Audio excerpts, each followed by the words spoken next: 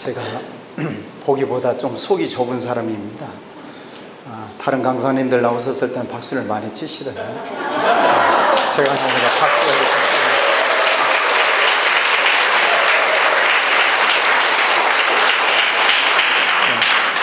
박수 쳐주신 분들만 만수무강하시기 바랍니다. 제가 속이 좁습니다. 저는 왔는데 명찰도 안 주고.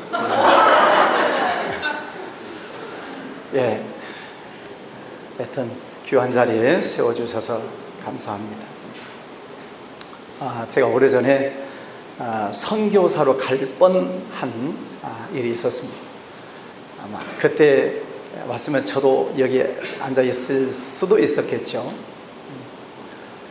제가 부목사로 있을 때 부목사의 기도에 관심은 하나님께서 어느 쪽으로 인도하실까, 그에 관심이 많죠.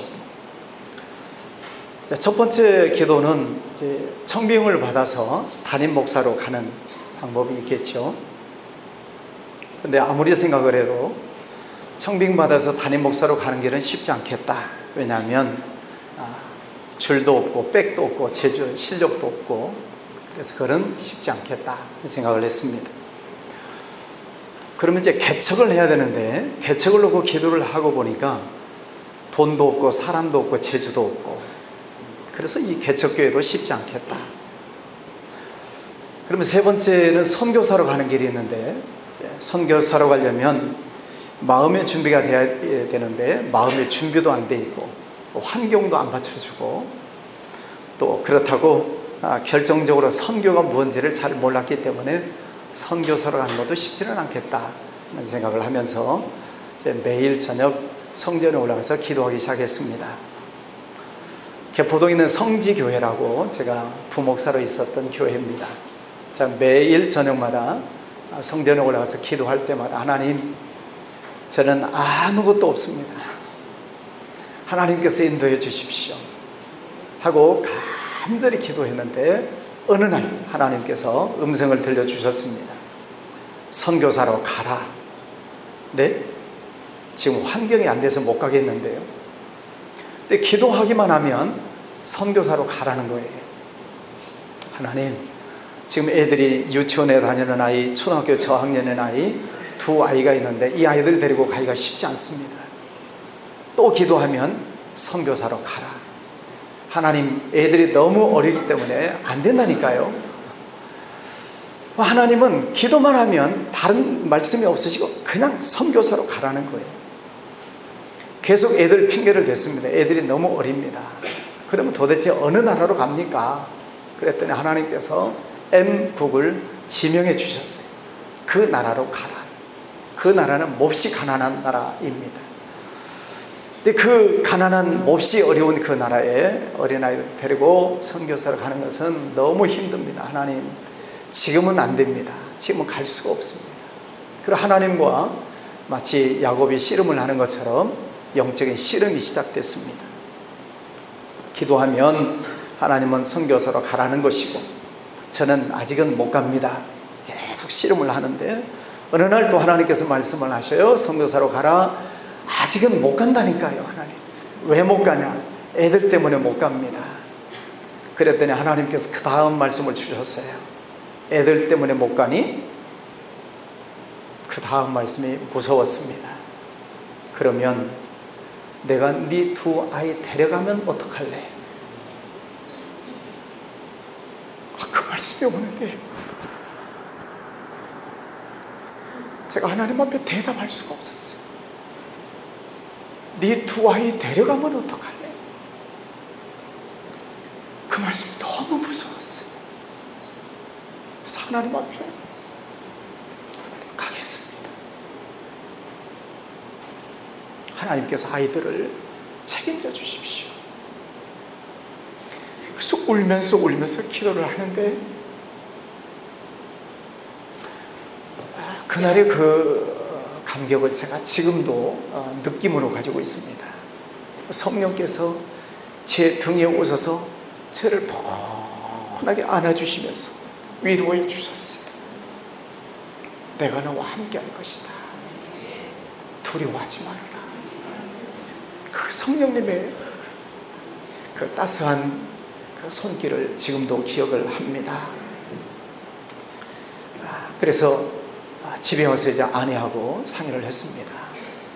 매일 저녁마다 제가 기도하는 것 알잖아요. 그래서 저 아내하고 상의를 하게 되는데, 아내도 뭐 하나님 앞에서 항복할 수밖에 없죠. 하나님이 애들을 데려가시겠다는데. 그래서 둘이 이제 결론을 내렸습니다. 선교사로 갑시다. 그리고 이제 마음의 준비를 하고 기도하고 있습니다. 그럼 하나님께서 이제 그렇게 강권적으로 선교사로 가라고 말씀하셨으니까 이제 어떤 사인이 있겠죠. 여러분도 다 사인 받고 나오셨죠. 네. 그래서 어떤 사인이 있으실까 기다리면서 기도를 하는데 어떤 사인이 없는 겁니다. 어떤 사인이 있으려면 어떤 선교사님이 와가지고 이제가 때가 됐으니 가자 그런다든지, 뭐 아니면은 뭐 총회에서 뭐 선교사 뭐 파송을 한다든지, 뭐 어떤 구체적인 사인이 있어야 될 텐데 전혀 없는 거예요. 한 달, 두 달 계속 기도하는데 아무런 사인이 없어요. 그렇게 1년의 시간이 지나갑니다. 이건 뭐지? 내가 음성을 잘못 들었나? 그러면서 1년 전에 기도했던 내용이 이제 희미해지기 시작을 할 즈음 성지교회에서 그 M국으로 선교 답사를 가는 팀이 생겼습니다. 일주일짜리 장로님, 권사님 한 10분, 그리고 제가 부목사에서는 인솔자가 돼가지고 그 나라를 가게 된 거예요. 이상하잖아요. 하나님께서 그토록 가라고 하셨는데 간다고 하니 왜 안 보내시고 왜 일주일짜리 맛보기만 하게 하실까? 너무너무 궁금하잖아요. 그래서 도착한 날 첫날 밤 호텔 침대 밑에 무릎을 꿇고 기도했지 않겠습니까? 하나님, 어쩌고 저쩌고 했는데 왜 하나님 안 보내셨고 왜 이제 일주일짜리 맛만 보고 가게 하십니까? 하나님 앞에 간절히 기도했을 때 하나님께서 저에게 주시는 말씀은 내가 너를 시험해봤다. 네가 내 말에 순종하는지 불순종하는지를 시험해봤다. 너는 이제 앞으로 더 많은 선교를 하게 될 것이다. 30년 전 그 하나님의 음성을 지금도 기억하고 있습니다. 하나님께서 저를 기도를 참 많이 시켰다고 생각을 해요. 왜냐하면 저희 부모님 교회 안 다니시고 아버님은 향교 아시죠? 향교에 전교를 지내신 분입니다. 그러면 대표입니다. 그러니까 제사를 FM처럼 지내시는 분이에요. 저희 아버지가 지방에서는 어른이시니까 제사가 있는 날이면은 집안 어른들 20여 명, 30여 명 모여서 제사를 지낸 그런 집안입니다. 그런 집안에 저 혼자 성경학교를 다니기 시작을 하고 이제 신앙생활을 하기 시작을 합니다. 그러니까 저희 집안에 아무도 교회 다니시는 분들이 없어요. 부모님도 형제 자매도 사촌 간에도 팔촌 간에도 교회 이리 봐도 저리 봐도 교회에 다니는 종자를 찾을 수가 없어요. 근데 어쨌든 저 혼자 이렇게 어린 아기가 혼자 성경학교 다니기 시작을 해서 교회를 다니기 시작하는데 중학교 2학년이 되는 어느 날, 그날도 제삿날이 됐습니다. 그동안에 배웠던 성경 내용, 또 분방 공부할 때 선생님으로부터 받았던 신앙교육은 우상 숭배하지 말라는 거죠. 근데 지금 제사상을 차려놓고 또 제삿날이 됐습니다. 근데 중학교 2학년인 제 어린 마음속에 제사를 지내는 것은 우상 숭배지, 하나님이 싫어하시는 것이지. 그래서 많은 일가 친척들이 모여 있는 자리에서 제가 아버지에게 아버지, 저 오늘 저녁부터 절을 하지 않겠습니다. 왜? 제가 교회 다니니까 그냥 무릎 꿇고 기도하겠습니다. 아버지 표정이 그러셨어요. 그리고 이제 일가 친척들 아무 일이 없이 제사를 잘 끝냈습니다. 제사가 몇 시에 끝나죠? 새벽 몇 시? 아무도 제사권에 사신 분이 안 계시군요. 첫 닭이 울어야 제사가 끝납니다. 그러니까 새벽 12시에 제사가 시작이 되면 첫 닭이 한 3시쯤 울어요. 꺾여 하고 울면 그때 이제 제사 마무리를 합니다. 제사가 끝나고 나서 아버지가 저를 혼내실까 보구나. 그래, 두근두근 하는 마음으로 기다렸는데 제사상을 다 마무리하고 방 청소하고 아무런 말씀이 없으시고 가서 주무시는 거예요. 피곤하셔서 이제 내일 아침에 타작을 하시려는가 보다. 내일 아침에 일어났는데 아무 소리를 안 하시는 거예요. 아버지 학교 다녀오겠습니다. 주례랑을 쳤죠. 저녁 때 오면 하나님, 아버지가 다시 야단을 치실까 보다. 학교를 갔다 왔습니다. 아버지 다녀왔습니다. 그래? 알았다. 아무런 야단을 안 치시는 거예요. 그래서 그 다음부터는 제삿날 제사를 안 지내게 됐습니다. 혼자 한쪽에 앉아서 무릎 꿇고 기도를 하게 됐죠. 그러는 동안에 제 신앙은 점점 더 신앙생활을 열심히 하고 고등학교를 졸업하고 신학교를 들어갔습니다. 자, 신학교 7, 8학번입니다. 꽤 빨리 공부를 했죠. 이제 들어가서 내가 다 이제 전도사가 되니까 열심히 기도해야 되겠다 싶어서 방학 때가 되면 여름방학, 겨울방학 때 오살리 금식기도원에 들어가서 일주일씩 열심히 기도했어요. 왜? 기도의 능력을 얻어야 된다라고 생각을 하고 하여튼 목이 터져라 막 개구리 소리 날 때까지 열심히 방언 기도하고 부르짖어 기도했습니다. 그러던 어느 날 저녁 집회가 끝나고 오살리 기도원, 지금은 어찌 됐는지 모르겠습니다. 옛날에 산불이 있었어요. 산불. 그 산불에 들어가서 또 부르짖어 기도하는 것입니다. 왜? 기도의 능력을 얻어야 되니까 부르짖어 기도하는데 몇 시쯤 됐는지 모르겠어요. 캄캄하니까 11시쯤인지 12시쯤인지 기도하는데 갑자기 등골이 오싹해지는 느낌이 드는 겁니다. 그래 얼마나 무서워요. 이제 20살짜리가 얼마나 무서워요. 그러니까 또 고래고래 소리를 질러가면서 기도를 하는데 이놈이 점점 더 가까이 오는 게 느껴지는 거예요. 그러니 무서우니까 고래고래 고함을 지르는 것입니다. 그런데 갑자기 이 어둠의 정체가 제 등짝에 착 달라붙는 것입니다. 오싹한 거죠. 그러더니 제 오른편 뺨을 얼마나 세게 때리는지 그때 제가 몸 밖에 있었는지 몸 안에 있었는지 모르겠습니다. 그게 현실인지 느낌인지 모르겠어요. 얼마나 세게 뺨을 때리는지 한 대 얻어맞고 너무 무서워가지고 숙소로 달려갔습니다.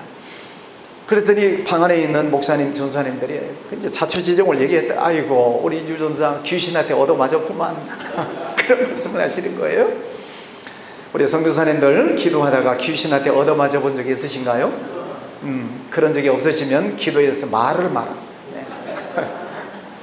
하여튼 기도 훈련을 하나님이 많이 시키셨어요. 또 나중에는 삼각산 기도원을 또 열심히 매주 목요일 저녁마다 삼각산 기도원을 또 3년을 다녔습니다. 왜? 아무도 저를 위해서 기도해 주시는 분이 없으니까 혼자 기도해야 되는 거예요. 예. 영적 황무지니까 혼자 경이질하고 삽질하고 길을 만들고 그러면서 갈 수밖에 없는 거예요. 돌아보니까. 그러니 하나님께서 저를 엄청나게 세게 기도 훈련을 시키시는 거죠. 근데 그렇게 기도하는 게 좋았어요. 하나님의 계획인 줄은 몰랐지만 어쨌든 삼각산에 올라가서 매주 하여튼 목요일 저녁마다 부르짖어 기도하니까 한 3년 지나니까요 굉장한 능력이 막 들어오는 것 같아요. 네. 어제전에 우리 김기재 목사님 보면은 투시의 은사가 있다고 그러셨는데 하여튼 굉장한 능력이 막 들어오는 것 같은 느낌이 드는 겁니다. 그래서 한 번은 이 믿음이 어느 정도 큰지 한번 시험을 해봐야 되겠다. 성경에 보면은 기도하면서 산들어 들려 바다에 던져지라 해도 그러게 된다고 그랬잖아요. 산도 옮길 수 있는 것이 믿음인데 까짓것 이 바위덩어리 하나 못 날리겠나 생각을 하고 그 밤에 올라가서 하나님 제가 이 바위덩어리를 날리는 기도를 하겠습니다. 그런 기도를 하면 정말로 바위가 날아갈 것 같은 믿음이 들어왔다니까요. 여러분 눈치는 지금 안 믿는 그런 눈치신데 그런 믿음이 진짜 들어왔어요. 막 기도 충만해지니까. 그래서 딱 자리를 잡고 앞에 있는 조그마한 바위덩어리 하나를 놓고 쫙 기도하고 봐봐 예수의 이름으로 날아갈지어다. 눈을 떴어요. 날아갔다. 한번 손 들어주세요. 바위가 날아갔다. 선교사님들 이렇게 믿음이 없어요? 안 날아갔다. 괜찮아요. 어쨌든 손을 들었어요. 안 날아갔다. 세 번째, 나 바쁘다. 빨리 가야 된다. 지금 이 마지막 시간에 배정하신 것이 상당히 불만이긴 한데, 지금 모든 모임의 폐회배 시간에 짧아야 되잖아요. 지금 마음이 지금 콩밭에 다 이거 지금 다 짐 싸가지고 다 나오셨잖아요. 하여튼 모르겠습니다. 바위가 그대로 있는 거예요. 정말 얼마나 실망이 됐는지 몰라요. 그래도 또 물러설 수가 없잖아요. 3년 동안 삽기도를 쌓았는데 물러설 수가 없죠. 다시 또 기도했어요. 하나님 주여, 이번에 옥타브를 더 높여가지고 예수의 이름으로 저 바위들을 물러갈지어다. 아멘. 자, 날아갔다. 좀 불쌍히 여겨주시고 손 들어주시면 안 돼요? 안 날아갔다. 그래도 솔직해야지. 안 날아갔다. 나 여전히 바쁘다. 멀리 가야 된다. 안 보이는 거예요. 할렐루야. 이거 아멘은 하셔야지. 아멘은. 눈을 떴는데 내가 바위가 안 보는 거예요. 그리고 정신 차리고 이쪽을 보니까 바위가 있는 거예요. 제가 기도하면서 이 몸이 돌아가요. 몸이 돌아갔어요. 몸이. 근데 정신 차리면 거기 바위가 있는 거예요. 순간에 얼마나 실망이 되고 낙심이 되고 허무하고 허전하고 허전한지 하나님 앞에 하소연을 했어요. 하나님, 도대체 이게 뭡니까? 그렇게 금식 기도 시키시고 그렇게 3년 동안이나 산기도를 시키시다니 도대체 이 믿음이 겨자씨만 또 못한 것입니까? 도대체 이 믿음이 3년 동안 산기도를 했는데 이 겨자씨만 또 못한 것입니까? 너무너무 속상한 거예요. 그래서 하나님 앞에 막 하소연을 하면서 기도를 했어요. 하나님 얼마나 진액이 빠졌겠습니까? 지금 바위 날리는 기도했지, 하나님과 하소연하는 기도를 했지, 진이 빠졌어요. 그래서 멍청하게 가만히 이제 앉아 있는데 너무 서러운 거예요. 근데 그 순간 하나님의 음성이 섬광처럼 지나갑니다. 유철배, 너 교주되고 싶냐? 지금도 그 음성이 기억이 나요. 너 교주되고 싶냐? 딱 그 질문 한마디예요. 근데 압축 파일 풀어지듯이 쫙 풀리는데, 교주는 누가 교주지요? 자기가 기도하면 다 이루어진다는 거 아니에요? 그죠? 그러면서 하나님께서 해답을 주시는데, 내가 언제 너보고 바위를 날리는 기도를 하라고 하더냐? 응? 네가 한 거 아니냐? 네가 내가 언제 바위 날리는 기도를 하라고 한 적이 있냐? 네가 해놓고 바위가 그대로 있다고 실망을 해? 여러분, 만약에 제가 그때 기도를 해서 바위가 진짜 사라졌다면요, 신학교 때렸을 거예요. 그렇잖아요. 기도에서 바위가 날아간 그런 엄청난 기적을 일으켰는데 신학교 다닐 이유가 뭐예요? 당장 아마 산에 올라가서 유철배 기도원 차려놓고 아마 기도원 원장이 되지 않았을까. 그렇게 오살리 기도원, 삼각산 기도원 쫓아다니면서 엄청난 기도 훈련을 했다고 생각하는데, 그리고 이제 여전히 신학교는 다녔잖아요. 도대체 남는 게 뭘까? 그렇게 기도했는데 도대체 하나님께서 내게 주신 기도의 열매가 뭐지? 여기에 대한 의심이 자꾸 드는 거예요. 그렇게 기도 오랫동안 시켜놓으시고 도대체 기도의 능력이란 게 뭘까? 기도의 열매가 뭘까? 모르겠어요. 정말 모르겠어요. 그러는 사이에 신학교를 졸업하고 신대원을 졸업을 하고 이제 부목사 생활을 하고 모르겠어요. 근데 이제 부목사 돼서 또 이제 갈 길은 찾아가야 되니까 매일 저녁마다 기도하는데 결국 하나님의 선교사로 가라는 거 아니에요? 못 가겠습니다. 근데 이제 그 M국에 와서 기도할 때 내가 너를 시험해 봤다.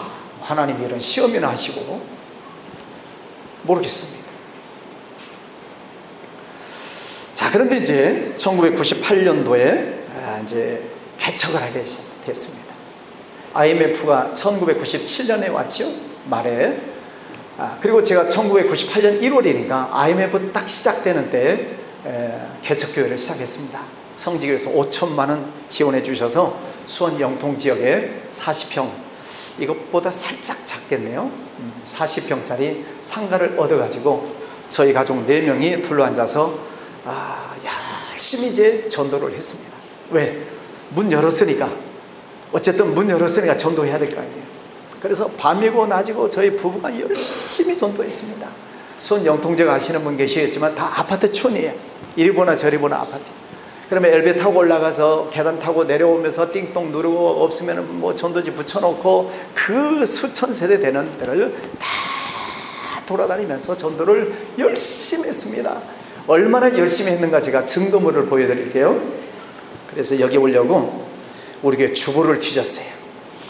1998년 12월 27일 딱 1년 된 주보입니다. 거기 보니까 교회 통계를 제가 해놨어요. 남의 교회 이야기지만 좀 놀래주시기 바랍니다. 웬만하면 놀래주세요. 교회 통계 합계 출석이에요 184명.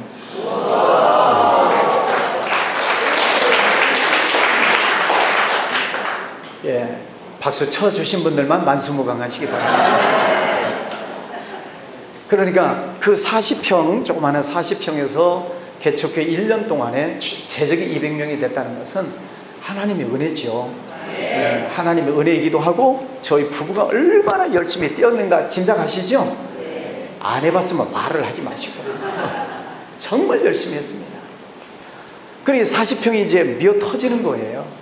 그러니 그 공간 가지고는 할 수가 없으니까 마침 옆에 100평짜리 건물이 나왔어요. 기둥도 없는 반듯한 100평짜리가 건물이 나와서 집사님들 저쪽으로 옮깁시다. 그랬더니 집사님들이 몽땅 반대하는 거예요. 목사님 지금 IMF 시대입니다. 지금 다들 먹고 살기 힘들고 정말 여러 가지 힘든데 그 100평짜리 옮기려면 또 예산 또 많이 들여야 되고 빚을 내야 되는데 목사님 그냥 여기서 1부, 2부, 3부 예배 드리면 안 되겠습니까? 말이 맞아요? 틀려요? 맞는 말이죠. 맞는 말이죠. 그런데 저는 아닙니다. 교회가 성장하려면 그릇이 커야 됩니다. 그러니까 옮겨야 됩니다. 안 됩니다. 옮깁시다. 안 됩니다. 또 갈등이 시작됐습니다. 그러면 집사님들 가만히 계세요. 제가 알아서 할 테니까. 그래서 여기서 저기서 돈을 빌려가지고 옮겼어요. 옮겨놓고 리모델링을 했으니까 얼마나 좋아요. 자, 그런데 이때부터 문제가 생겼습니다. 교인들이 떠나기 시작하는 거예요. 한 가정, 두 가정, 인천으로, 일산으로, 뭐 하남시로. 하남시 그때 그 교회 갔는지 몰라. 진짜로 하남시로 갔어요. 그래가지고 교인들이 뿔뿔이 흩어지기 시작하는데 반타작 났습니다. 반타작.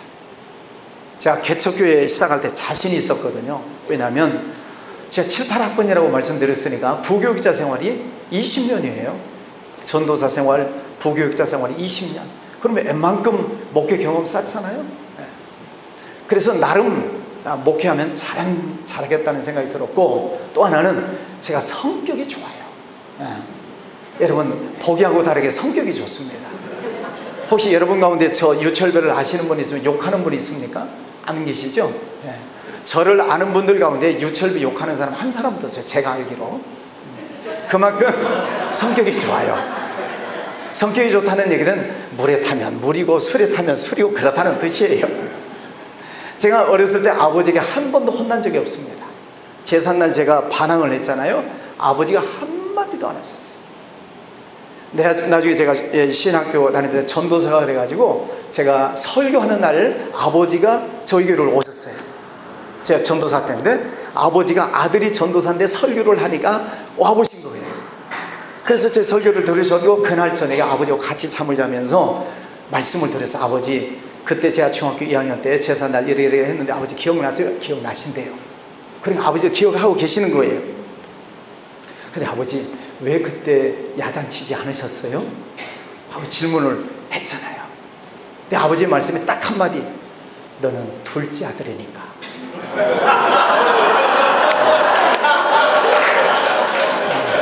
첫째 아들이면은 장남은 재산권을 물려받아야 돼요.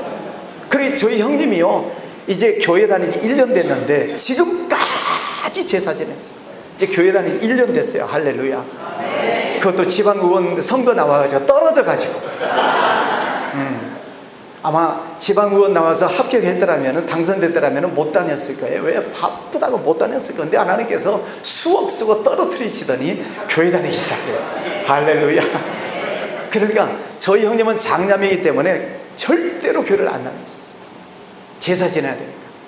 근데 하나님이 저를 둘째로 태어나게 하셔가지고 너는 둘째니까 딱 그 한마디에 하나님 얼마나 감사했는지, 둘째로 태어나서 얼마나 감사했는지. 그러니까 아버지가 그 상황 속에서도 저를 야단치지 않으셨어요. 그럼 아버지가 얼마나 좋으신 분인가 아시겠죠? 두 번째, 제가 한 번도 아버지에게 야단 맞아본 적이 없어요. 아니 대든 적이 없어요. 아니요, 못해요. 한 번도 제 기억 속에 아버지에게 대든 적이 없어요. 그러면 순하게 큰 거죠? 그럼 경험이 없으시니 이게 감동이 잘 안 오시는 거예요. 네. 정말 착하게 컸다고 생각을 해요. 뭐 친구들하고 뭐 대판 싸우고 그런 거 없습니다. 그래 성격이 좋고 목회 경험이 많고 뭐 그러니까 목회를 하면 자신이 있었어요. 그래서 1년 만에 200명으로 성장을 했잖아요. 그런데 1년 만에 반타작 나면서 제 속에 큰 충격이 들어왔습니다. 어렸을 때부터 제가 이런 충격을 받은 적이 없어요.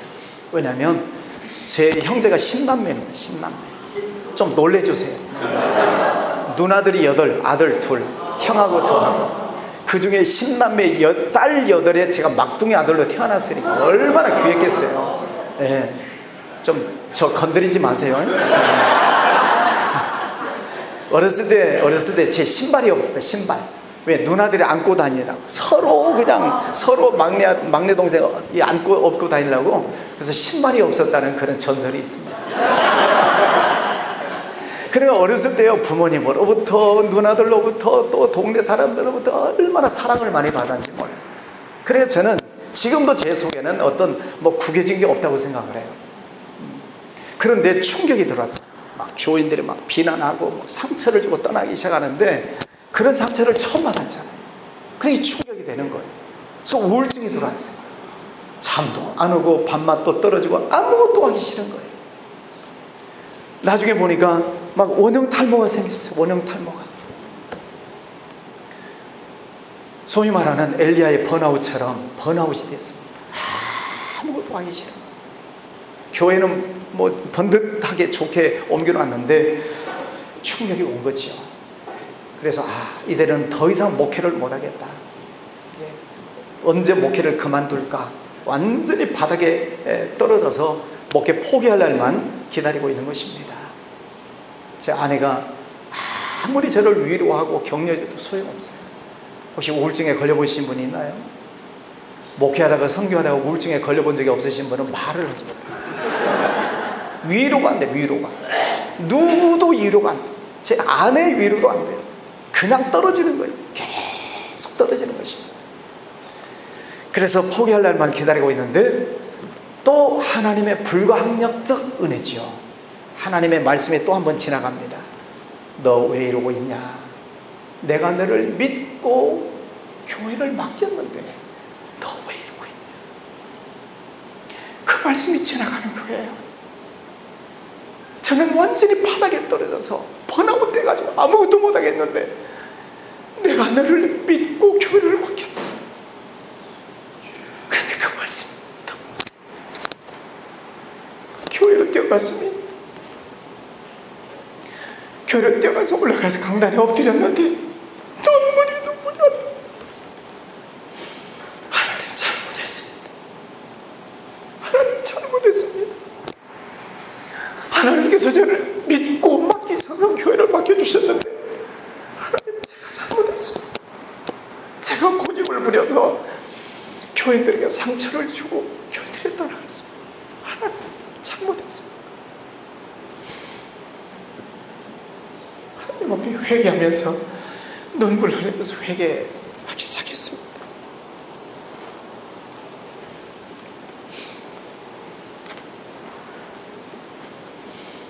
하나님 앞에 하염없이 눈물을 흘리면서 회개하고 하나님 잘못했습니다.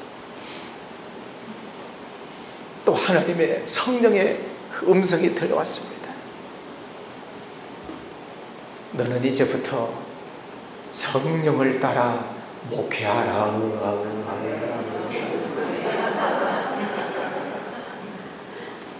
성령을 따라 목회해라. 그 말씀이 무슨 뜻인지 몰랐어요. 물론 성경에 있는 말씀이지만 도대체 성령을 따라서 목회하는 게 뭐지? 몰랐어요. 그리고 그날부터는 새벽마다 엎드려서 기도하기 시작합니다. 새벽 기도 끝나면 그 자리에 엎드려서 계속 기도하기 시작했습니다. 그리고 뭔가 생각이 나면 메모하고 또 그 메모한 것을 또 교회에 적용하고 그리고 적용하고 또 적용하고 그랬더니 이게 시행착오가 생기지 않는 거예요. 그러면서 교회가 부흥하기 시작하는 것입니다. 그래서 새벽 강단에 그때부터 계속 새벽에 엎드려서 기도하기 시작했습니다. 제가 신대원 3학년 때 곽선희 목사님의 목회 실습 강의를 들었습니다. 곽선희 목사님 다 아시잖아요. 그분이 하셨던 그 많은 강의 가운데 지금도 머리에 남아있는 게 뭐냐면은 목회자가 새벽기도 끝나고 자지 마라. 평신도들은 새벽기도 끝나고 다 직장으로 출근하려고 가고 있는데 목사가 새벽기도 끝났다고 들어가서 자는 것은 안 된다. 건강에도 안 좋다. 간에 안 좋다. 간에. 자다 깨다 보면 간이 손상된다. 그리고 그 시간에 깨어 일어나서 기도해라. 성경을 봐라. 묵상해라. 그 말씀이 기억에 늘 남아요. 물론 제가 중학교 1학년 때부터 새벽기도 훈련을 받았지만 그 목사님의 말씀을 제가 하나님의 음성으로 들었습니다. 그래서 지금도 새벽기도 끝나면 저는 안 잡니다. 뭐 증인이 여기 있으니까 안 잡니다. 너무 피곤하면 이제 어쩌다가 자는 경우는 있지만은 새벽기도 끝나면 지금도 안 잡니다. 그러면서 이제 목회를 하면서 적용해 나가기 시작하는데 하나님께서 교회를 계속 부흥시켜 주시고 시행착오가 생기지 않도록 해주시는 거예요. 그러면서 교회가 아름답게 잘 부흥하고 있습니다. 오래전 우리 노회에 은퇴하시는 목사님이 계셨어요. 70세 정년이죠. 은퇴하시는 목사님 그 예배를 드렸는데 그 목사님이 후회하는 것 3가지를 말씀하시는 거예요. 내가 이제 70세가 돼서 은퇴할 시점에 되고 보니 이제 목회가 뭔지 조금 알겠다. 이제 내가 목회하면 잘할 것 같다. 그러시면서 3가지 껄껄껄을 하시는 겁니다. 첫 번째 껄은 성경을 많이 볼 걸. 두 번째는 기도를 많이 할 걸. 세 번째는 교회를 좀 더 많이 부흥시킬 걸. 3가지 껄껄껄 하시는데 그 말씀을 들으면서 제 자신 속에 그런 생각이 들었습니다. 나도 언젠가 저 자리에 서는 날이 올 텐데 그때 이 3가지는 후회하지 말자. 그때 다짐을 했습니다. 첫 번째는 무슨 걸? 대답하신 분들만 만수무강하시기 바랍니다. 두 번째는? 세 번째는? 교회를 부흥시킬 걸. 3가지 제가 역으로 다짐을 했습니다. 성경을 많이 읽자. 그래서 한 달에 한 번씩 성경을 읽자. 읽어봤어야 이게 반응이 있지. 이게. 한 달에 한 번씩 성경을 읽자. 가능해요? 불가능해요? 불가능합니다. 맨정신 가지고 한 달에 한 번씩 성경 읽는 거 불가능합니다. 불가능한 도전을 했어요. 불가능한 도전. 은퇴할 때까지 내가 한 달에 한 번씩 성경을 읽자. 근데 감사하게도 성경 통독 앱이 있어요. 그거 보면 1.5배속, 최고 2배속까지 나와요. 그래서 이어폰으로 듣고 성경을 보면 성경이 보입니다. 그냥 1.5배속 이렇게 틀어놓고 들으면 안 들려요. 너무 빨리 읽기 때문에. 그런데 듣고 보면은 보여요. 그래서 그때부터는 듣고 보면서 한 달에 한 번씩 성경을 읽어가고 있습니다. 오늘까지 시편까지 읽었어요. 지금 11월 이제 중순이잖아요. 11월 중순. 성경책 중간에 시편인 거 아시죠? 네. 시편까지 읽어요. 그래서 한 달에 한 번씩 성경을 읽자라고 생각을 하고 성경을 보기 시작을 하는데 어느 날 말씀이 들어왔어요. 말씀이라는 이 단어. 하나님은 말씀이시니라. 태초에 하나님이 천지를 창조하시니라. 땅이 혼돈하고 공고하며 흑암이 깊음 위에 있고 하나님의 영은 수면 위에 운행하시니라. 이제 성경을 읽다가 말씀이라는 이 단어에 꽂혔는데, 성경을 보니까 하나님께서 이 세상을 조성하시기 전 세 단어가 나왔어요. 혼돈, 공허, 흑암. 히브리어를 찾아봤어요.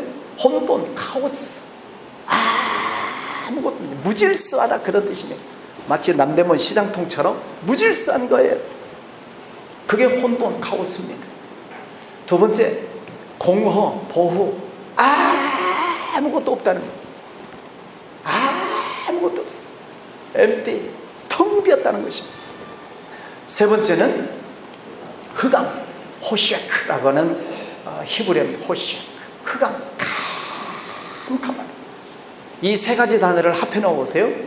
무질서하지요, 텅 비었지요, 캄캄하지요, 절망입니다. 희망이 없습니다. 아무것도 없는 거예요.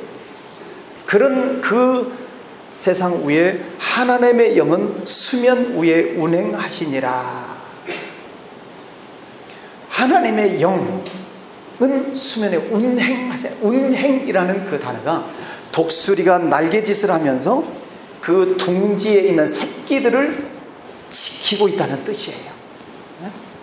운행하시니라. 어미독수리가 날개짓을 하면서 그 새끼들 있는 둥우리를 보는 이유가 뭘까요? 이놈들을 어떻게 잘 먹여 살릴까? 어떻게 안전하게 보호할까? 그러면서 날개짓을 하면서 둥지에 있는 새끼들을 보지 않겠습니까? 단어가 그 단어예요. 아무것도 절대 절망인 이 세상을 하나님이 내려다보시면서 이 세상을 어떻게 아름답게 만들까 하나님께서 계획하시는 거예요. 그리고 3절에 뭐라고 말씀하세요? 빛이 있으라 하심에 빛이 있었고. 자, 6일 창조 순서 시작.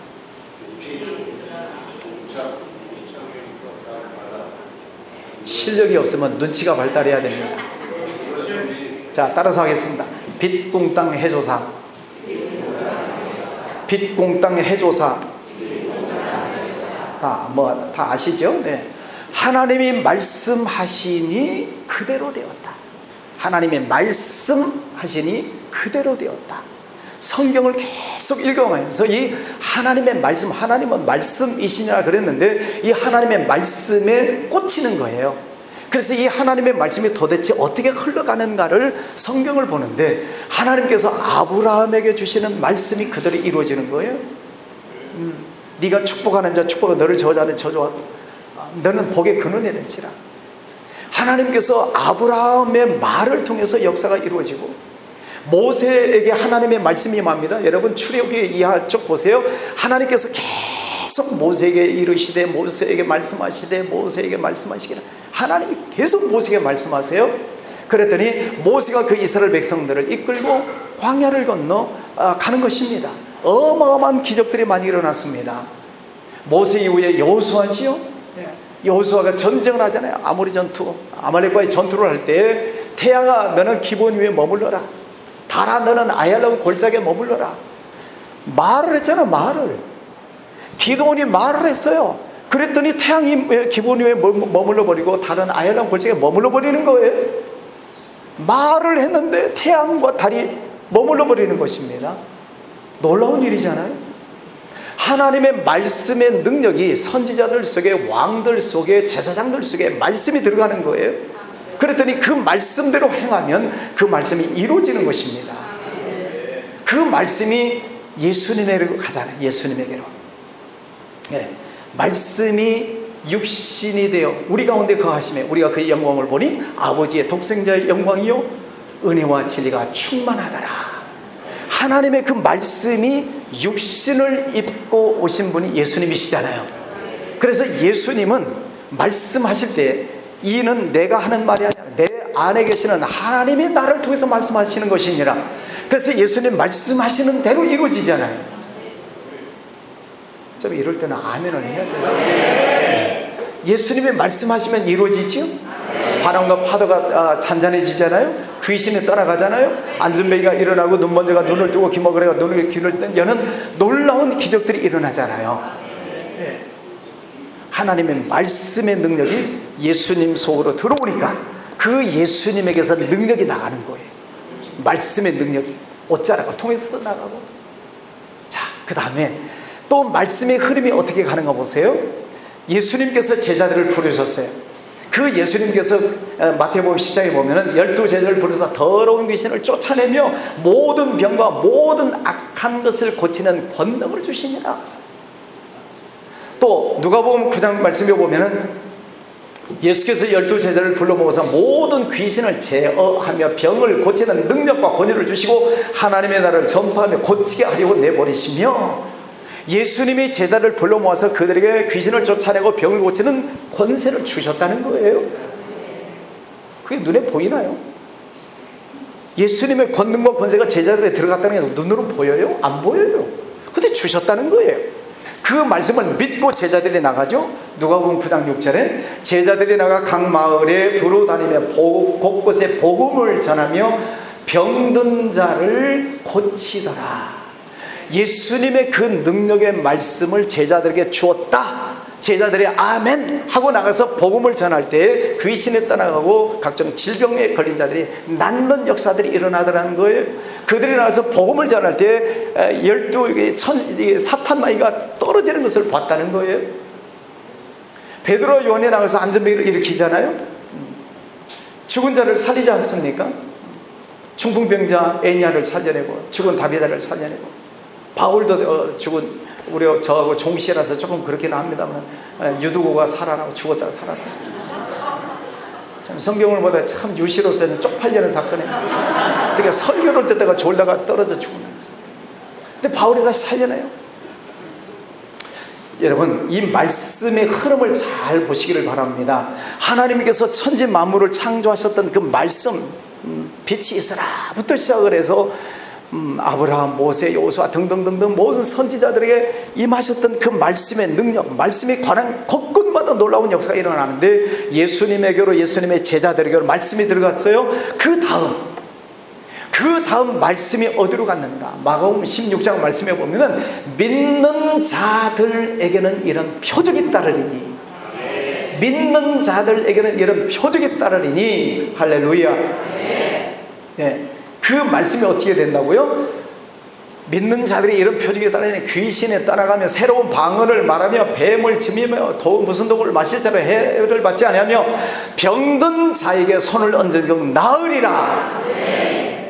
하나님의 말씀의 놀라운 능력이 이제는 믿는 자들 속에 들어갔다는 거예요. 그러면 그 하나님의 놀라운 천지 만물을 창조하신 그 하나님의 말씀의 능력이 누구에게로 들어갔다는 거예요? 지금은 좀 눈치가 빨라야지. 누구에게? 나에게. 할렐루야. 예, 나에게 그 말씀의 능력이 들어온 줄 믿습니까? 예. 자, 말씀이 육신이 되어 예수님에게 왔고 예수님 놀라운 기적을 일으키셨는데, 그러면 하나님은 지금도 그 말씀이 누구의 육신을 입을 것인가 하는 거예요.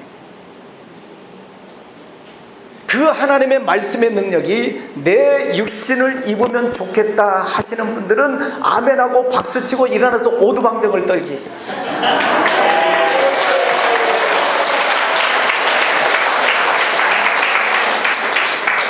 세 분이 꼼짝도 안 하고 있었죠. 세 분이. 야, 여러분, 하나님의 그 말씀의 능력이 여러분의 육신을 입으시기를 주의 이름으로 축원합니다.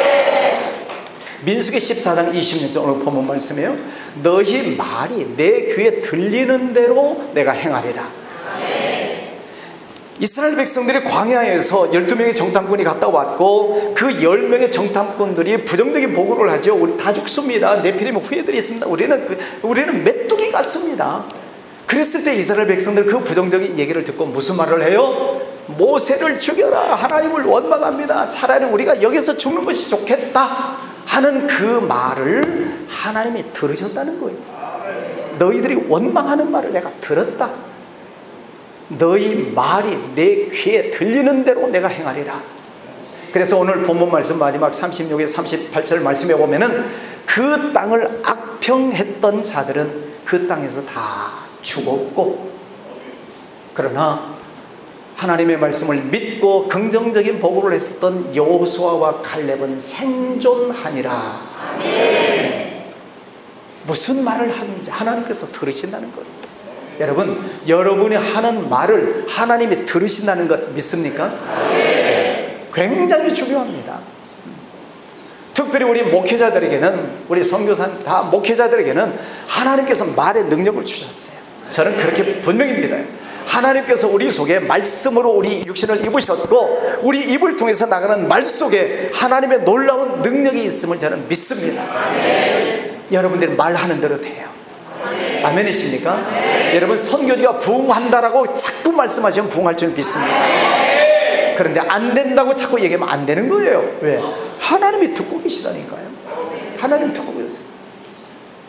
일본 사람 에모토 마사루라고 하는 사람에서는 물은 답을 알고 있다는 책이 있습니다. 한번 나중에 보실 수 있어요. 에모토 마사루, 물은 답을 알고 있다. 여러분 많이 들었을 거예요. 물박사예요. 이 사람 평생은 물만 연구한 사람이에요. 물병 2개를 놔뒀습니다. 이쪽에는 사랑한다, 이쪽에는 저주한다 써 붙여놓고 계속 했다는 거죠. 다 아시죠? 이런데요. 그래서 이 물병을 볼 때마다 사랑한다, 고맙다, 축하한다 계속 칭찬의 말을 하고, 이전 저주의 말을 하고, 그리고 급속 냉동시켜서 얼음 조각을 떼서 현미경으로 사진을 찍었더니 이 물조각은 너무 아름다운 무지개 색깔의 육각형의 그런 물 입자가 사진 찍혀 나오고, 저주하고 욕설을 하고 하여튼 그런 그 물의 입자는 떼서 봤더니 구정물 같은 색깔, 형태도 다 찌그러지고 무서운 형태, 이런 것들만 찍혀 나오는 거예요. 이상하다 싶어서 또 실험하면 같은 결과, 또 실험하면 같은 결과. 그래서 물도 사람의 말을 알아듣는다. 인정하십니까? 자, 여러분 몸속에 물이 몇 퍼센트 있죠? 70%. 제가 보니까 한 3분 정도는 한 80% 있는 것 같아요. 물 빼시기를 바랍니다. 선교사 대회 끝나고 이제 집에 가서 물을 좀 빼시기 바랍니다. 제가 안 쳐다보고 얘기할 테니까 나구나. 그분은 물을 빼시기 바랍니다. 자, 우리가 대화를 하면, 그러면 대화를 하는 내용을 귀로 들어요? 내 몸에는 물이 들어요? 좀 어렵습니까? 제 질문이? 물도 사람의 말을 알아듣는다고 제가 계속 지금 얘기를 하고 있잖아요, 지금. 그러니까 앞사람과 대화를 하고 있으면 귀로 들어요? 몸속에는 물이 들어요? 물이 들어요. 중요한 얘기입니다. 물이 들어요. 우리 몸속에 70%가 물이 있어요. 자, 그러면 환자에게 가서 괜찮습니다, 고칠 수 있습니다, 하나님께서 치료해 주실 줄 믿습니다, 자꾸 긍정적인 얘기를 하고 기도를 해주면 이 환자는 빨리 낫는데요. 인정하시죠? 네. 그런데 전혀 그렇지 않은 사람은 속도가 좀 늦겠죠? 그러니까 우리 몸속에 있는 이 물이 상대방이 자꾸 사랑합니다, 축하합니다, 고맙습니다, 또 땡큐 하고 그러면은 우리 몸속에 있는 물이 알아듣고 우리 물이 육각형으로 바뀌는 거예요. 건강한 물로 바뀌는 거예요. 아멘까지는 아니어도 일리가 있으면 고개를 좀 끄덕끄덕 한다든지 그런 반응이 있어야죠. 좀 빨리 가고 싶어요? 그러면 지금 끝내도 돼요. 빨리 가고 싶으면 제가 끝낼까요? 선교사님들 대답이 없어요, 이렇게. 아까 사진 찍을 때도 보니까 되게 말 안 돼. 자, 상대방의 말을 내 몸이 알아듣고 좋은 말을 하면 우리 몸이 건강해지는 거예요. 그러나 나쁜 말을 들으면 우리 몸에 물이 찌그러져요. 그래서 우리 몸에 병이 생기는 거예요. 자, 실험. 자, 두 분씩 짝을 지으시고 실험합니다. 야, 어쩌면 이렇게 멋있게 생기셨습니까? 이런 분 처음 봤어요. 어쩌면 이렇게 이쁘십니까? 칭찬, 최고의 칭찬.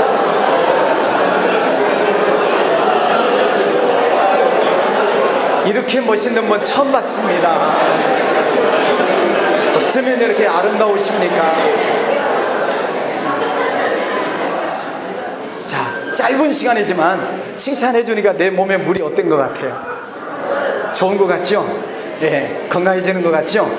지금 조금 전은 한 15초 전 얼굴과 지금 얼굴이 달라졌어요. 자, 두 번째 실험도 해야죠. 실험은 둘 다 해야 될 거 아니에요, 공평하게. 자, 이쪽은 무슨 말? 저주의 말, 악담하고 욕하고 상대방을 부정적으로 비판적인 말을 하는 겁니다. 왜? 실험을 해봐야 되잖아요. 자, 옆 사람 두 사람씩 다시 보시고 최고의 욕을 하시는 것입니다.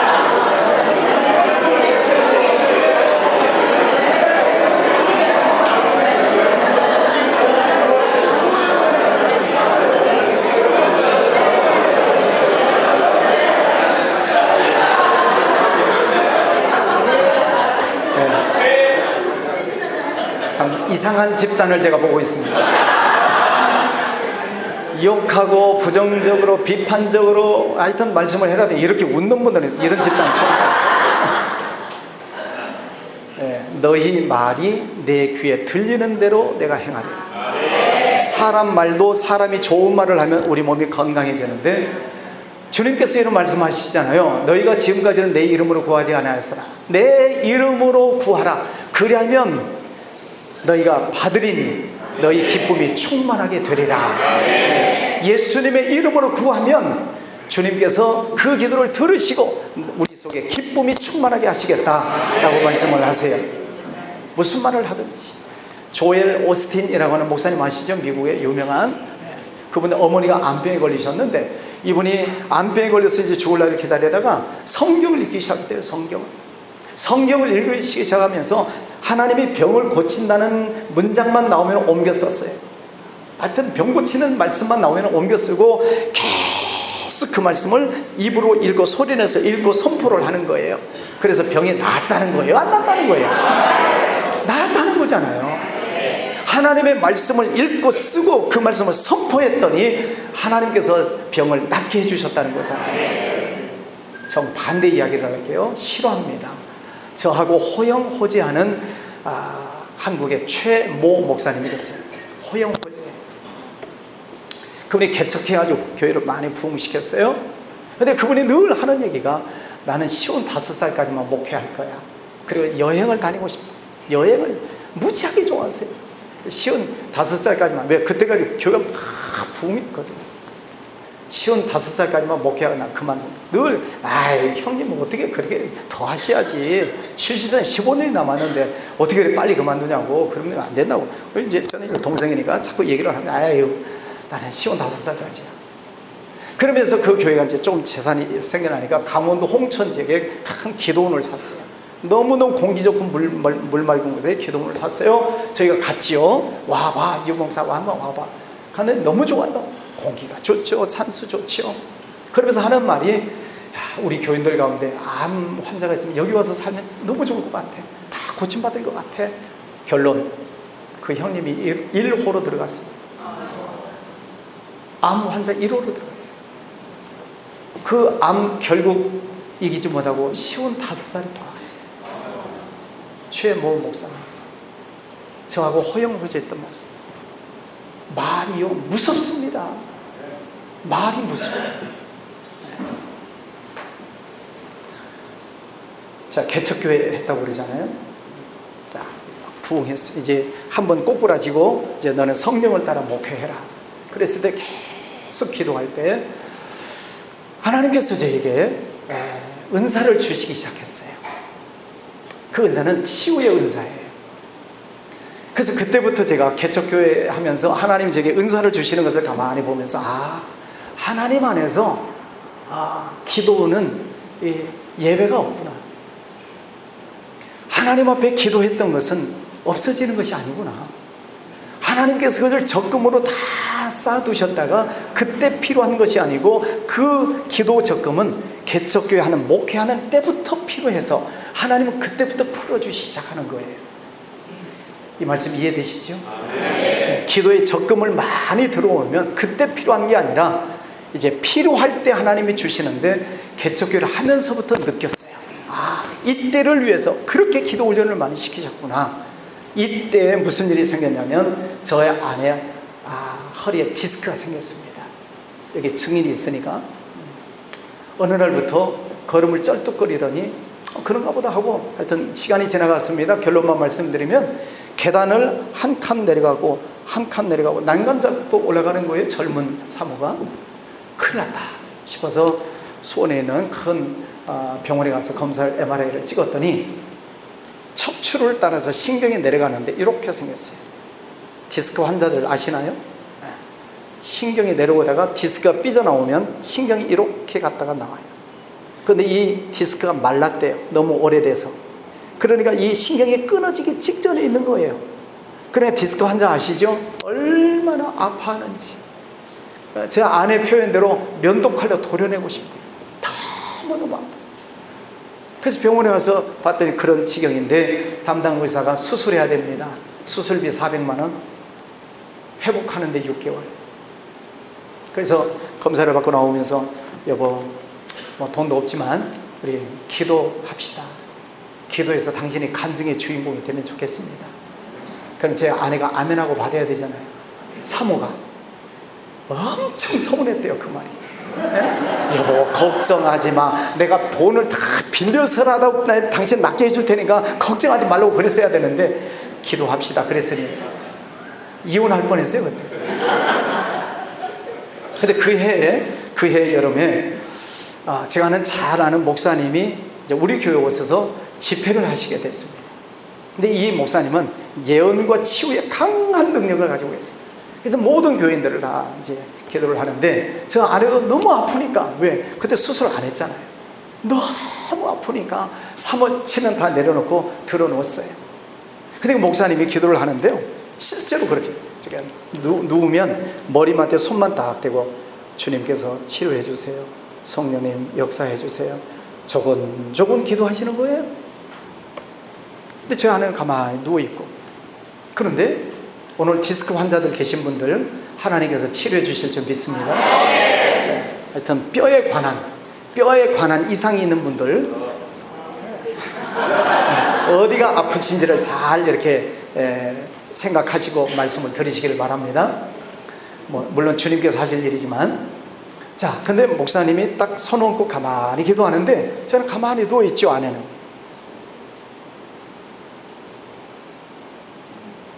손이 꼼지락꼼지락 하는 거예요. 그래서 목사님은 가만히 기도만 하고 계세요. 근데 꼼지락꼼지락 하더니 꿈틀꿈틀 하더니 온 몸을 막 뒤틀기 시작하는 거예요. 막 카이로프락틱 받는 것처럼 막 꽈배기처럼. 그래도 목사님은 여전히 가만히 앉아서 기도만 하는 거예요. 근데 제 아내 혼자 마치 저 옆에서 보고 있었거든요. 투명 인간이 제 안에 몸을 잡고 막 비트는 것처럼 그런 놀라운 현상이 막 일어나는 거예요. 저 처음 봤어요. 아니 이게 무슨 일이지? 아니 이런 현상이 다 있나? 왜? 처음 봤으니까. 저는 어렸을 때부터 통합층 목사입니다. 오직 말씀, 오직 기도. 그런데 신비한 장면이 지금 제 눈앞에서 벌어지고 있는 거예요. 한 20분 정도 꼬았다가 들었다 놨다가 털다가 온몸에 오두방정 떠는데 한 20분 정도 그러고 나더니 목사님이 사모님 이제 일어나세요. 일어났어요. 앉았다 일어나 보세요. 걸어보세요. 할렐루야. 네. 하나님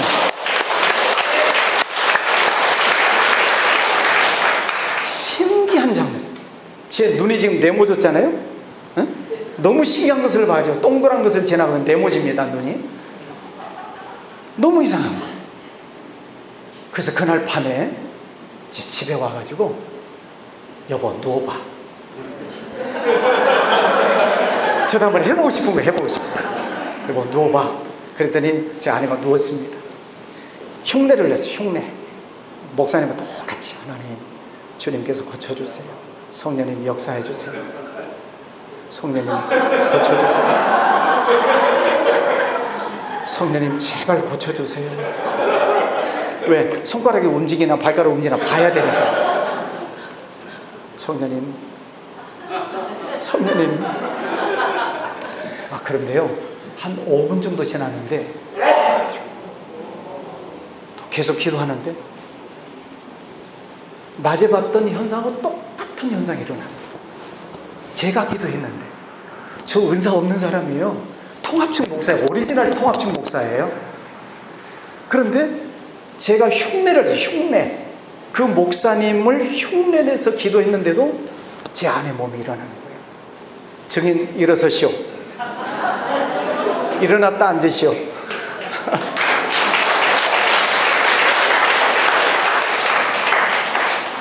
15년쯤 됐는데요. 지금까지 허리 아프다는 소리 안 합니다. 다른 데가 아프다고 그럽니다.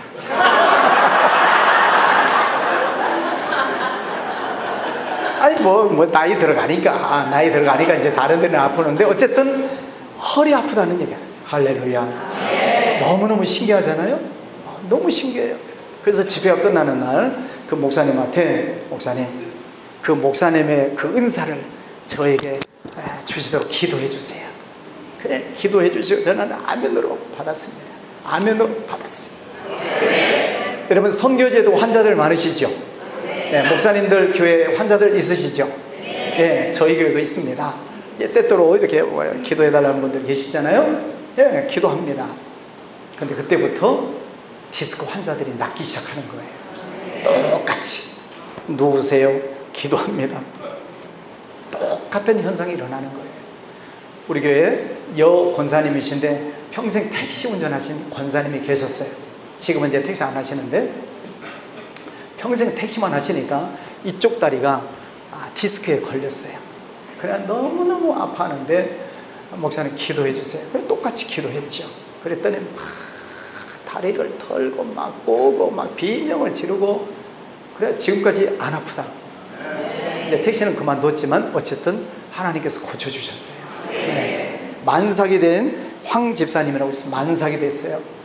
만삭이 돼가지고 그날 수요일 저녁인데 목사님 기도해 주세요. 뭐라고요? 내일 이제 수술해야 돼. 아기가 거꾸로 있어가지고 수술해야 된대요. 그래요? 근데 무슨 기도할까요? 아기가 바로 돌아와서 순산하게 기도해 달래요. 지금 다 검사해가지고 내일 수술 날짜 다 잡아놨는데 제게 믿음이 들어올까요? 안 들어올까요? 안 들은다고 해줘. 좀 눈치가 좀 있으셔야지. 지금 초음파 다 찍고 애기가 거꾸로 있어서 내일 이제 수술을 날짜 다 잡아놨는데 제 속에 믿음이 안 들어오는 거예요. 근데 집사님, 그럼 제가 뭐라고 기도할까요? 그랬더니 목사님, 아기가 바로 돌아와서 순산하게 기도해 주세요. 그러면 집사님 믿음대로 기도합시다. 제 속에는 믿음이 없었어요. 그래서 간절히 그 집사님의 믿음을 따라 간절히 기도했습니다. 다음 날 오후에 전화가 왔어요. 목사님 순산했어요. 할렐루야. 하나님께서 우리의 말을 들으신다는 거예요. 그 외에도 뭐 골육종 환자가 낫고, 이제 몇 주 전입니다. 우리 한 40 초반에 젊은 집사님이 낮 예배를 끝났는데 부부간에 와가지고 목사님 기도해 주세요. 어떻게 해요? 아니 왜? 심장이 문제에서 수술해야 된대요. 이제 그 삼성 다니는데 종합검사를 하는데 심장에 문제가 있어서 수술해야 된다. 그분도 막 눈물, 목사님 기도해 주세요. 기도해야죠. 예배 끝나고 지금 뭐 복잡한데 어쨌든 세워놓고 간절하게 심장에 회복되게 해서 간절하게 기도했어요. 다음날 병원 들어가서 다시 검사하고 수술하려고 보니 깨끗하대요. 아멘. 난 모르겠어요. 모르겠어요. 하나님이 하시는 일이죠. 암에 걸린 우리 최 집사님이 계세요. 지휘도 잘하고 아주 예쁜 집사님 암에 걸렸어요. 그럼 몸이 점점 쇠약해 갑니다. 새벽기도 나와요. 새벽기도 나오면서 우리 교회 새벽기도 찬양대가 있거든요. 지휘를 해요. 암 환자인데 자기는 끝까지 충성을 하고 싶다는 거예요. 근데 몸이 약해지고 암 환자인데도 새벽에 나 지휘를 해요. 어느 날 기도를 하는데 너무 마음이 아픈 거예요. 그 이쁜 집사님이 암 투병하고 있는데, 항암을 하고 있는데도 나와서 지휘를 하는 모습을 보는데 제 마음이 너무 아픈 거예요. 그래서 기도하다 말고 기도하고 있는 집사님이 가서 집사님 우리 같이 기도합시다. 근데 하나님께서 이게 체중이 불어났으면 좋겠다는 감동을 주시는데 한 5kg 불어나도록 기도합시다. 5kg. 그래서 간절히 붙잡고 계속 기도하면서 하나님 체중이 불어나게 해주세요. 5kg 불어나게 해주세요. 기도했습니다. 결과가 2주 후 다시 검사를 갔는데 의사 선생님의 칭찬을 받았대요. 무슨 칭찬? 체중이 5.5kg가 불어났대요. 할렐루야. 45kg 나갔어요. 빼빼했어요. 45kg 나갔는데 5kg가 불어가지고 선생님이 잘했다고. 뭘 먹었냐고. 하나님께서 오늘도 이렇게 역사해 주신 줄 믿습니다. 성경을 계속 보는데 하나님의 말씀이 계속 흘러가는 거예요. 에스겔 37장 마른 뼈 이야기가 나오잖아요. 다 아시죠? 그 말씀에 눈이 꽂혔어요. 하나님의 말씀이 마른 뼈들 속에 들어갔잖아요. 에스겔아, 이 뼈들이 너희 살겠느냐? 저는 모릅니다. 아버지가 아시죠? 하나님이 아시죠? 나는 모르겠습니다. 뼈다귀들이 좀 쌓여있는데 저 뼈들이 어떻게 살아날 수 있겠어요? 에스겔 솔직한 대답이죠. 나는 모릅니다. 아버지께서 아십니다. 에스겔아, 저 뼈들을 향해서 대언해라. 대언을 합니다. 대언을 했더니 뼈들이 움직이고 맞춰지고 힘줄이 생기고 가죽이 생기고, 그리고 마지막 무슨 말씀이요? 생기야 들어가라 하니 큰 군대를 이루었다. 아멘 하시는 분들에게만. 저는 그 말씀을 보면서 이렇게 확 와닿았어요. 이 말씀이 죽은 뼈가 움직이네. 대언이라는 단어가 37장 7번 나옵니다. 대언, 하나님의 말씀을 대신 전하는 거잖아요. 내 말이 아니고 하나님의 말씀을 전하는 거예요. 대언할 때 하나님의 말씀을 대언하는데 죽은 뼈들이 움직이네. 죽었던 사람들이 살아나네. 생기가 들어가네. 그러면 살아있는 사람 몸속에 있는 뼈들은 사람의 말을 들을까요? 안 들을까요? 이쪽 선교사님들 어떻게 믿음이 안 생기세요? 죽은 마른 뼈다귀들도 하나님의 말씀을 듣고 여호와의 말씀이 선포되니까 말씀을 들을지니라. 마른 뼈들이 하나님의 말씀을 듣더니 너희가 살아나리라. 마른 뼈들이 하나님의 말씀을 듣고 살아났어요. 그러면 여러분 몸속에 있는 뼈는 죽었어요? 살았어요 지금? 그러면 살아있는, 죽어있는 뼈가 들어요? 살아있는 뼈가 들어요? 살아있는 뼈가 하나님의 말씀을 듣는 거죠. 하나님의 말씀 그래서 마른 뼈들아 하나님의 말씀을 들을지어다.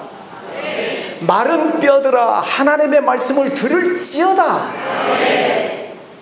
그러면 너희가 살아나리라.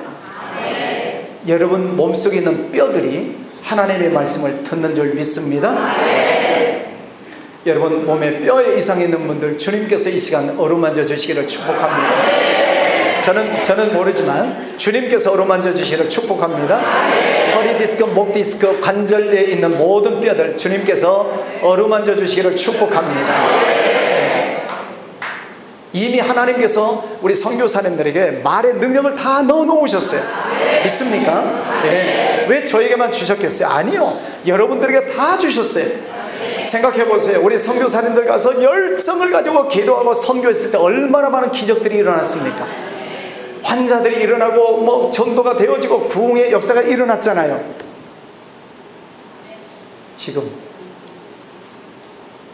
지금은 어떠신가요? 지금도 선교 현장에 그런 기적들이 일어나고 있습니까? 선교 현장에 지금도 그런 부흥의 역사가 일어나고 있습니까? 저는 우리 한국 교회를 봅니다. 한국 교회를 보니까 다 아시죠? 70년대, 80년대, 90년대 한국에 엄청난 부흥의 역사가 일어났습니다. 교회 간판만 들어도 교회마다 부흥했습니다. 산속에 기도원 간판만 붙여도 인산인해를 이루었습니다. 입추의 없었습니다. 어마어마하게 기도했습니다. 삼각산 다녀보신 분 계시죠? 상박산파 계십니까? 상박산파? 그 전에 가면은요, 저렁저렁하게 그 삼각산이 큰 소리로, 기도 소리로 쩡쩡 울렸습니다. 저렁저렁. 지금은요, 기도원 다 문 닫았습니다. 큰 기도원 몇 개 살아남아서 유지하고 있을 뿐, 나머지 기도원들 다 문 닫았습니다.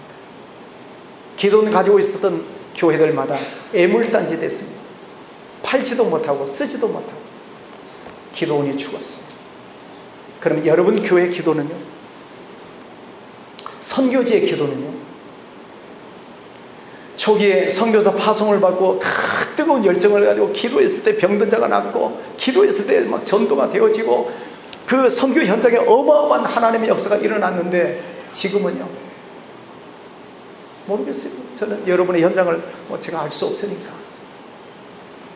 저는 한국 교회를 보면서 에베소 교회를 향하신 주님의 말씀이 무섭게 다가왔습니다. 에베소 교회 칭찬도 3가지가 있지만은, 그러나 책망 1가지. 너의 처음 사랑을 버렸느니라. 너의 처음 사랑을 버렸느니라. 그러므로 어디서 떨어졌는지를 생각하고 돌이켜 회개하여 처음 행위를 가지라. 그리하지 아니하면 촛대를 옮기리라. 이 말씀이 무서웠습니다. 여러분, 한국교회 아시잖아요? 한국교회 촛대가 옮겨져 가고 있는 것이 보이신가요?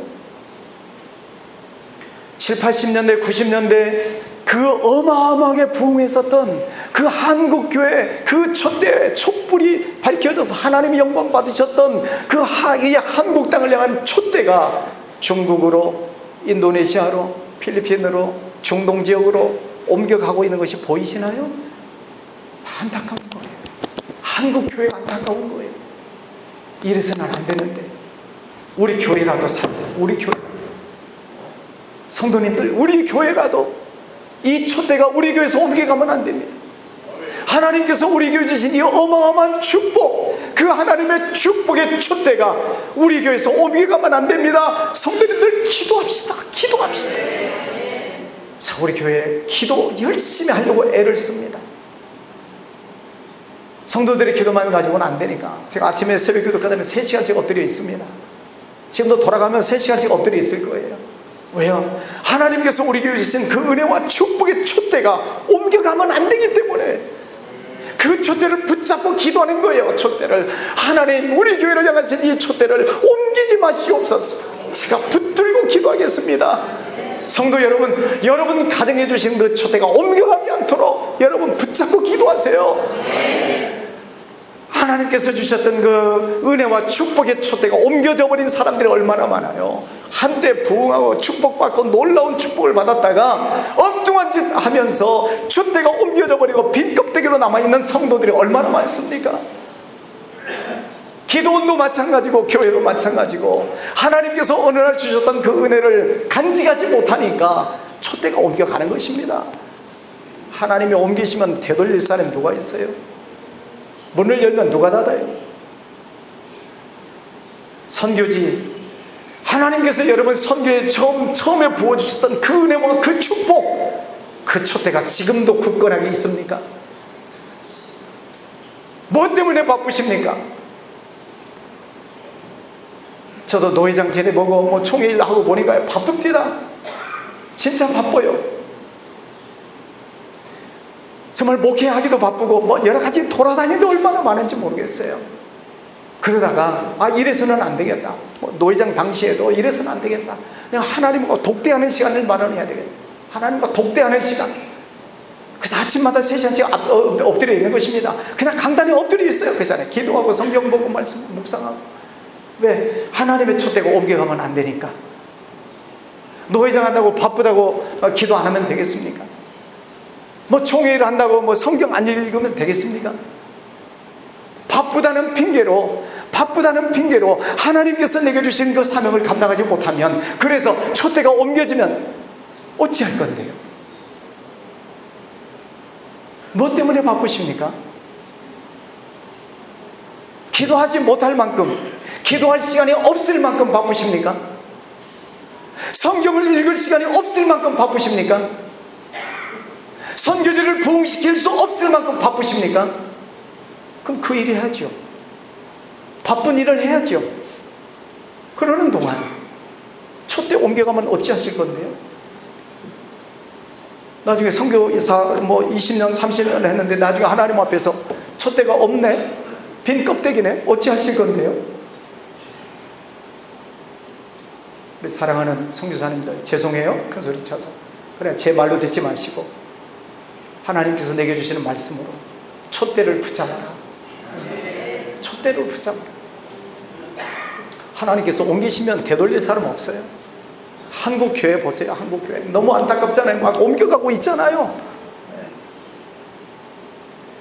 오늘 기도할 때 하나님께서 내게 주셨던 은혜와 축복 기억하시고, 하나님 처음 사랑을 다시 회복하겠습니다.